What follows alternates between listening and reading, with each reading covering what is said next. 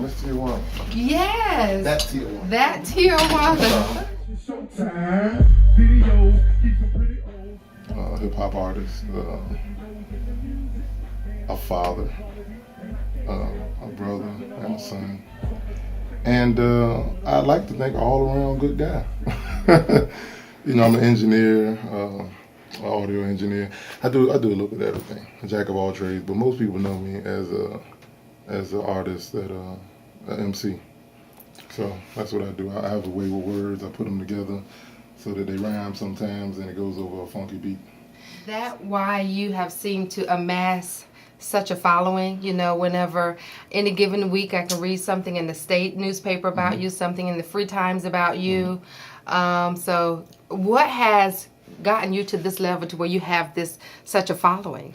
I think when we are dealing in something such as reality rap, if that's what you want to call it, it needs to just encompass everything that's real to people. You know what I'm saying?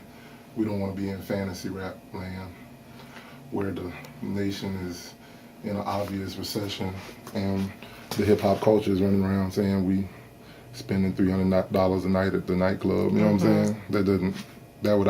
I would consider that fantasy rap, because that's not real to what's going on, and today is not a reflection of what the culture is going through, nor the people who are part of the culture. You know what I'm saying? So tell me about the first time you picked up the microphone, or should I say the hairbrush? You know, everybody sings it to the hairbrush. I was a big, I guess you would say, New Jack Swing fan. I guess before I got all the way. New Jack Swing, Teddy Riley. Yeah, Teddy Riley guy. You know, that sound, you know what I'm saying? I would have liked to have thought that I would have been an R&B singer. But I didn't think I had a place to fit in. You know, when I would see the guys rapping when I was home in Virginia. And so I got to Lower Richland High School, and a guy asked me, he said, "Yo, man, you just look like you be rapping, man. You rap?" And I was like, "Yeah, I do." And he said, "Yeah, meet us in the Breezeway, man, because you know, all the guys that rap, we meet up at lunch at the Breezeway." And even though I was terrified, because I had written one rap, I had a rap ready for this occasion, you know, I wasn't sure how this was going to go over, because I had already acted as if, you know, I do this, you know. But you really weren't. But I hadn't done it yet, you know. I thought I had, So I met with the guys in the Breezeway, and they said, "Yeah, man, this is a new dude, you know," and I didn't have my name yet, so they was just like, "Yeah, man, what they call you? Yeah, whatever, man. Let's see what you got, you know." And so I kicked the one rap that I had that I'd probably been practicing for like a year. Do you remember it? Do you remember Oh, no, I don't remember it. But I will say this: it wasn't a hit, but it wasn't a flop. They were kind of like, okay, you live to fight another day, you know. So that was that's when I figured I might have a chance. You know? So, but when did you really figure out that, you know what, I think I got something here? Well, to be honest, shortly after that, we recorded a little demo. One of the guys that was under the Breezeway that day rolled up on me and said, "Hey, man, I like what you're doing, man. I'm trying to start a group." And we recorded a little demo during the Christmas break of '93. And when school came back in, I was a junior. That top of '94, January, we had recorded. We had 2 weeks off. We made a little demo at the house, and we took it up to the Big DM. At the time, this was even before Prince Ice was on in the evenings. He was doing Love Light and Flight. It was a guy named Omar, and you know, they weren't really hip to hip hop down here.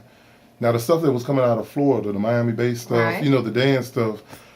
So when we took the cassette up there, the guy, he listened to it, because we wanted to be on Pick It or Kick It. We were like, "Yo, man, have you played this?" And he said, "Yo," so he checked that out. He said, "Yo, man, y'all like rapping? This is like hip-hop music. Y'all from New York or something?" And we was like, "Nah, man, we from down here." Wow. Because they just weren't hip, but he threw it on the air. What year was this? This was '94. And he threw it on the air. Omar threw it on the air. I'll never forget, he called us at home and said, "Hey, man, I'm running tonight." It was a Friday night. And the bad thing about it was he called us after school, so we didn't even have a chance to tell all our friends tune in. But luckily, we made enough phone calls, people tuned in, and they played it that night, and I think we got something like an 80 or 90%. Oh, good. Pick it, you know, and I can definitely say from that point, you know, I was like, okay, You had the people bug. like this, right? Yeah, You had the bug. People like this. Fat Rat is actually a neighborhood name that was given to me by a friend named Mookie. And Mookie was the guy. Mookie named you Fat Rat. Mookie named me Fat Rat. Okay. So Mookie was the guy who found me, and actually I did the first demo with. Okay. And so he's responsible for giving me my first shot, actually. And he was in the neighborhood, and everybody knew he rapped. He was the man, you know. And not only did he rap, he had the style too. Right, so right. He was like, you know. Where's Mookie today? Me and Mookie actually went out for a couple of drinks not too long. Right. Where is hip hop right now in Colombia? Well, hip hop is in a great place in Colombia, and I like to think that I helped it out just a touch. You know, we're more prevalent now simply because as my generation has gotten a little older, the generation behind us has really picked up the torch and has turned it up.